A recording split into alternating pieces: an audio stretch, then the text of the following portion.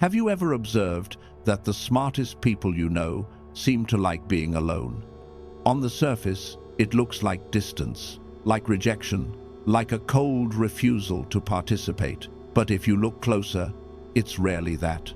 It's not because they don't like people or can't connect with them. They've learned something about how humans are that a lot of people attempt to avoid all their lives. Most people spend their days trying to escape their own mind. They fill silence with podcasts, notifications, conversations, drama, anything that keeps them from sitting still long enough to hear what they actually think. Smart people do the opposite. They turn down the volume, not because they hate the world, but because they're trying to hear themselves. They understand that being alone doesn't mean being lonely. It means being free. That line matters because most people confuse solitude with rejection. Loneliness is the ache of disconnection. Solitude is the discipline of presence. And the difference between the two often decides whether a mind becomes sharp or stays domesticated. Arthur Schopenhauer, one of the smartest philosophers in history, understood this better than anyone else. You may know him by the more common spelling, Arthur Schopenhauer. And whether you love him or hate him, scholars agree on one thing: he was fiercely independent, often socially difficult, and relentlessly committed to his own thinking. He spent a lot of his life alone instead than with other people, and that choice led to new ideas about how intelligence, imagination, and consciousness work that still astonish people today. This wasn't the alone of social failure, it was the alone of refusal. Refusal to borrow opinions, refusal to outsource identity, refusal to trade inner clarity for external applause. And if you've ever tried to do that, even for a week, really tried, you already know why it terrifies people. But here's why Schopenhauer's view of being alone scares so many people. Because it exposes a truth most people don't want to admit. A large portion of what we call connection is actually permission-seeking. We call it friendship. Sometimes it's validation. We call it community. Sometimes it's surveillance. We call it belonging. Sometimes it's obedience with better branding. He learned from the world, not because he was broken or human, but because he was smart enough to realize that the social approval, groupthink, and tiring performances of conformity that so many of us hold on to are all illusions. And this isn't just philosophy. Social psychology has documented how group pressure can distort judgment, even when the correct answer is obvious. Because people don't just fear being wrong, they fear being alone while right. Today we're going to talk about something that can make you quite uncomfortable. Because if this lands the way it's supposed to land, it won't just inspire you, it will indict you. It will make you question how many of your beliefs are truly yours, and how many are just social echoes you learned to repeat so you could stay safe inside the tribe. Schopenhauer found that people who desire to be alone aren't trying to avoid intellect, they're trying to find it. That's the inversion most people miss. They think solitude is emptiness, but for a real mind, solitude is oxygen. While everyone else goes along with what everyone else says, makes concessions, and has their minds dulled by continual social noise, truly smart individuals do something radical. They think, and thinking, real thinking, is not casual. Real thinking is costly. It requires attention, and attention is finite. Even modern cognitive science circles back to the same foundation. Attention is a limited resource, and dividing it weakens performance and depth. So when your mind is constantly managing social signals, tone, status, approval, conflict avoidance, you're spending attention that could have gone into insight. What I'm going to say isn't a way to make antisocial behavior seem cool or to justify being alone.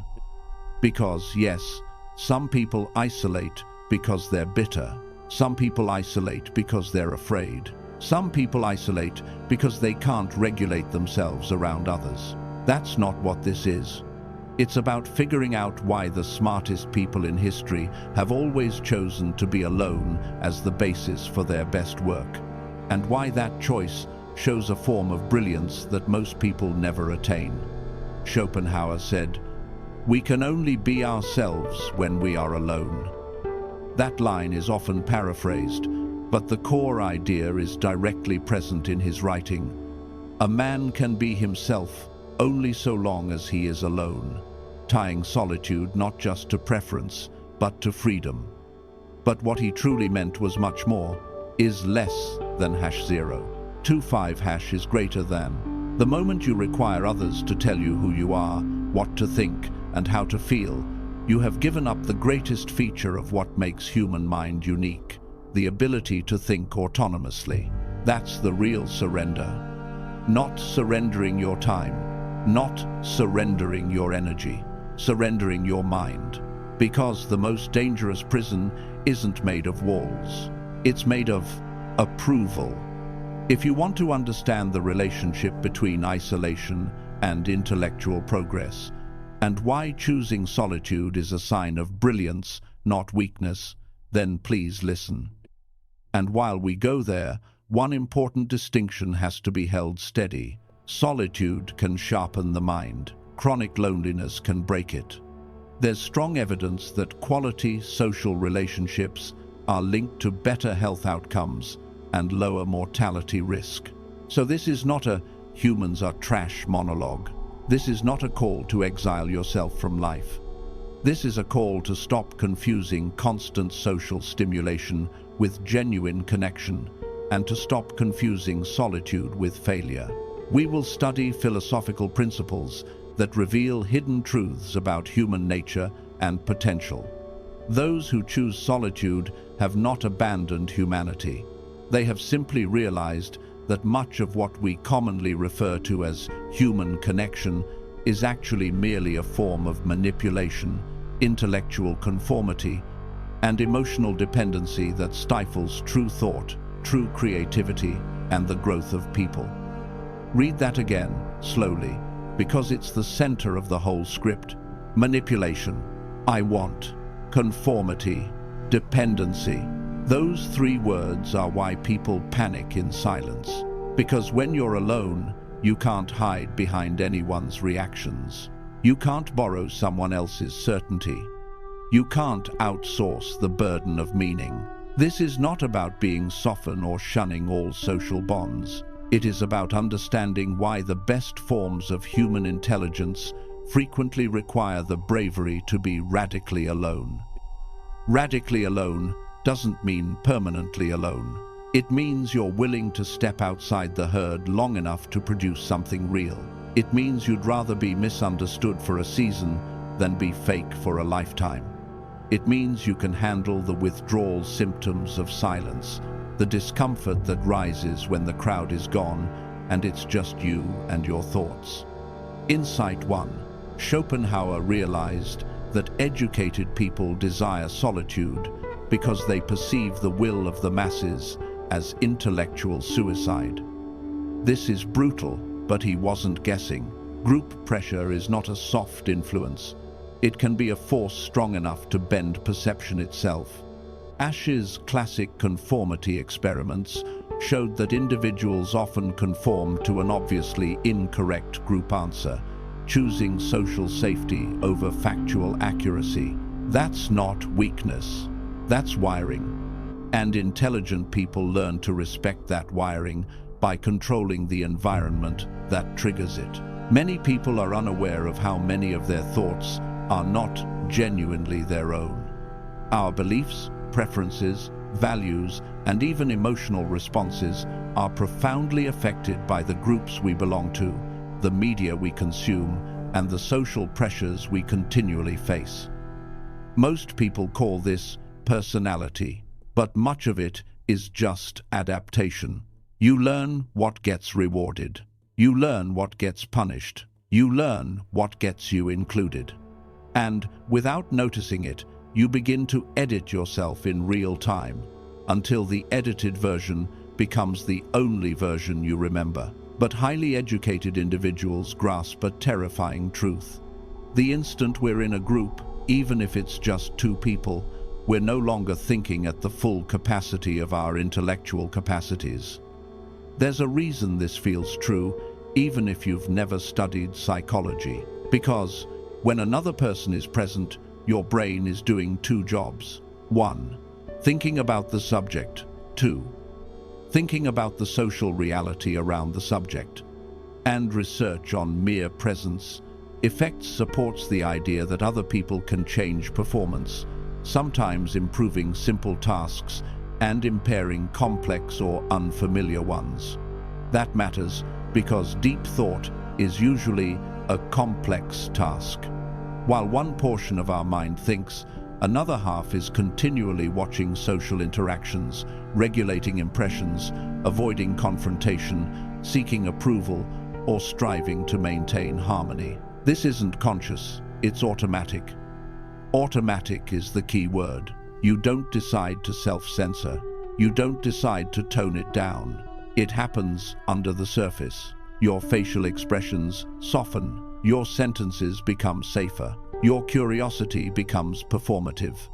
And suddenly, your mind is no longer exploring truth. It's negotiating acceptance. The human brain has evolved systems advertised for social cohesion that physically modify our cognitive processes when others are present. We become less imaginative, less autonomous, less eager to investigate hard facts, and less capable of deep, persistent thought. If you've ever tried to write, design, study, or solve a hard problem in a loud room, you've felt it. Your mind keeps breaking, not because you're stupid, but because attention gets taxed by social noise and interruption. Schopenhauer himself wrote directly about disturbance and distraction, linking interruption to the weakening of thought and concentration. Schopenhauer recognized that many people never perceive their own brilliance, since they are never genuinely alone with their ideas. We go continually from family contacts to professional ties, social meetings, and entertainment. We're continuously surrounded by the voices, opinions, expectations, and energy of others. And we call that a life. But for many people, it's just a long chain of avoidance, never alone long enough for the mind to ripen into something original. Intelligent people who chose solitude have made a radical decision. They've determined that access to their own thoughts is more valuable than societal acceptance. They know that their best ideas, deepest thoughts, and most inventive solutions don't emerge from brainstorming with others, but from the calm depths of persistent solitary meditation. Even the research on brainstorming complicates the popular myth. Classic work on group brainstorming found productivity loss in real groups compared to individuals working separately, due to things like evaluation, apprehension, and production blocking. So the lonely thinker isn't necessarily missing out. Sometimes they're simply protecting the conditions that make originality possible. This doesn't imply they can't collaborate or enjoy social connection. It does mean they grasp the difference between choosing to engage with others for inner fulfillment and needing others to be intellectually or emotionally fulfilled. That difference is everything. One is love, the other is dependency. One is a choice, the other is a leash. Observe how highly clever people conduct group talks. They often seem a little disconnected. This isn't because they're indifferent, but because a part of their mind is continuously studying social dynamics, noting how groupthink shows itself, and how individual intelligence can be undermined by group pressure. And groupthink isn't just a casual insult. It's a studied phenomenon where the desire for harmony and cohesion can suppress dissent, reduce critical evaluation, and lead groups into disastrous decisions. So when a sharp person looks distant in a group, sometimes they're not bored. Sometimes they're watching the machine operate. They realize that the price of belonging to many groups is intellectual conformity, and determined that this was too high a price to pay. Second, they discovered what Schopenhauer termed the skill of being alone without feeling lonely. This involves a level of inner development that many never attempt. This is where the conversation gets personal, because most people don't fear being alone. They fear what shows up when the room goes quiet. There is a major distinction between someone who is alone because they are disconnected and someone who prefers to be alone because they have developed a capacity for rich inner experience. Schopenhauer spent decades building what he called the world as a universe, the power to envision, think, and breathe within his own consciousness. He had no need for hyperactivity and social stimulation because he learned to discover limitless wonder in the workings of his own intellect. That last sentence is the hidden flex. Limitless wonder doesn't come from scrolling. It doesn't come from gossip. It doesn't come from being perpetually updated. It comes from developing an inner world so alive that silence becomes fuel, not punishment. This worries those who have not established inner richness. They cannot envision being alone for lengthy periods of time, since it is monotonous, anxious, or unpleasant for them. They have not learned to enjoy their own company. They never developed their inner world to the point where isolation is a pleasure, not a burden. And that's why the average person calls the solitary thinker sad, because they project their own emptiness onto someone else's depth. But intellectual people who seek solitude have made a different discovery. They have found that a properly developed awareness is more engaging than most social interactions, more enjoyable than most media, and more gratifying than most group activities. This doesn't happen automatically. It's trained, it's built, it's earned. It involves what Schopenhauer, the younger, called the contemplation of the mind. Reading carefully, thinking physically, growing an aesthetic sensibility, examining philosophical concerns, and inventing important creations. Notice the verbs: reading, thinking, growing, examining, inventing. Solitude isn't passive here. It's a workshop, a forge, and if you're building a mind, you need stretches of time where no one's opinion can interrupt the process. They have turned their inner world so rich and intriguing that solitude seems like coming home, not exile. They can be alone for hours without feeling lonely, since they are not genuinely alone. They are communicating through books with some of history's greatest thinkers. They are researching things that many would never encounter. They are working on projects that originate from their deepest interests, not from external duties.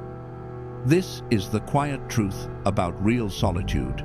It's not emptiness, it's communion, just not with the nearest crowd. Others who chose isolation from this point of inner riches advance toward solitude, which becomes unattainable, even scary, to others who cannot conceive being alone without feeling empty. Their comfort in solitude undermines the premise that human satisfaction requires continual social witness and external stimulus. This is why it triggers people, because it suggests that the constant performance, the constant posting, reacting, proving, explaining, might not be necessary.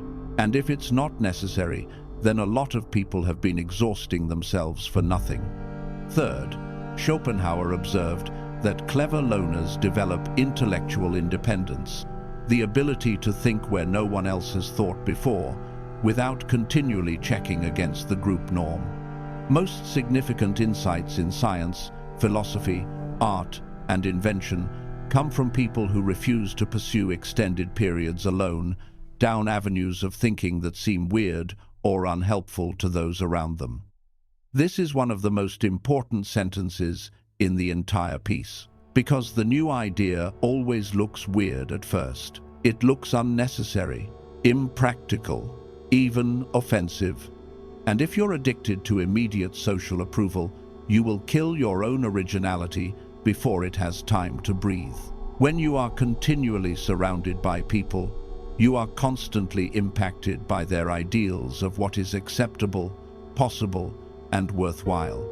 Even the most helpful and educated individuals in your life limit your thinking, since their presence instantly activates your social conditioning. But in actual solitude, your mind might go into areas that social thought never explores. They can entertain ideas that look ludicrous in discussion. They can steer their intellectual curiosity toward areas of no immediate practical relevance. They can spend weeks or months forming understandings that cannot be simply articulated to others. That's the price of depth. It's often incommunicable at first. Before the idea becomes clear, it exists as a fog, a hunch, a pressure behind the eyes. If you interrupt that too early with social translation, trying to make it sound acceptable, you collapse the process. This is where creativity emerges from, not from social brainstorming or group collaboration, but from individual minds that have the time and space to reach to depths that collective thought never allows. Newton's laws of physics, Einstein's theory of relativity, Darwin's theory of evolution, Schopenhauer's own philosophical insights, all arose from extended periods of solitary pondering. The details of each life differ, but the pattern repeats. Long stretches of reading, testing, writing, revising, and thinking, often outside the immediate approval of a group.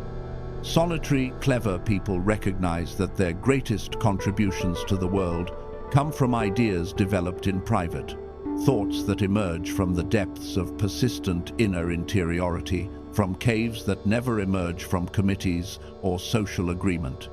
They are not antisocial.